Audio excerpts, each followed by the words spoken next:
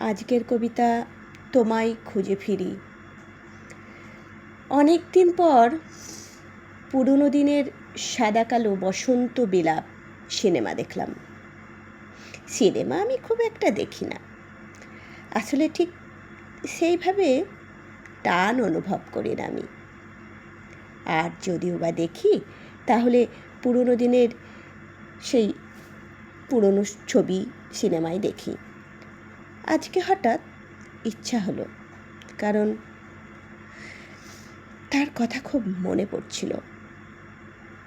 কথায় কথায় একদিন সে বলেছিল কিছু পুরনো দিনের কিংবদন্তি সিনেমার নাম। আমি কিন্তু মনে করতে পারছি না বসন্ত বিলাপের নাম সে বলেছিল কিনা।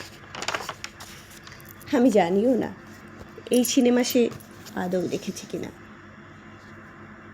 তাকে যে জিজ্ঞাসা করব সে উপায় আজ আর নেই। আমরা একই শহরে থেকেও হাজার যোজন দূরে, বলা ভালো স্বেচ্ছা নির্বাসনে। একথা শুনে অনেকে বলতে পারে, তাতে ক্ষতি কি, মন খারাপের কি হয়েছে, ফোন তো আছে। আছে ঠিকই, কিন্তু সেখানেও সময় থমকে গেছে, কারণ সে আমাকে ব্লক করে রেখেছে। যা বলছিলাম সেটা বলি, আগে শুনে নাও। নায়কের সাথে তার না মিল খুঁজে পাচ্ছিলাম খুব, সারা সিনেমা জুড়ে। সেই তাকানো, সেই হাসি, অনেকটা মিল ছিল তার সাথে। ভালোবাসলে মানুষ মনে হয় এরকমই হয়ে যায়, সব কিছুতেই তার মনের মানুষকে খুঁজে পাই হয়তো। সিনেমাটার হ্যাপি এন্ডিং দেখতে ভালোই লাগলো। ইগো, জেদ, ঘ্যাম, এগুলো সম্পর্ককে স্লো পয়জনের মতন আস্তে আস্তে নিজের অজান্তেই মেরে ফেলে। আমি কেন নত হব? ওই আগে ক্ষমা চাপ, তারপরে ভেবে দেখব।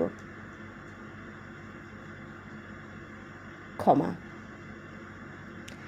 ভালোবাসায় যদি উঁচু নিচু, কম বেশি, ক্ষমা, অবিশ্বাস, টানাপোড়েন চলে আসে, তখন সেই ভালোবাসার ভালোবাসা থাকে না। তখন বোঝা মনে হয় সব কিছু।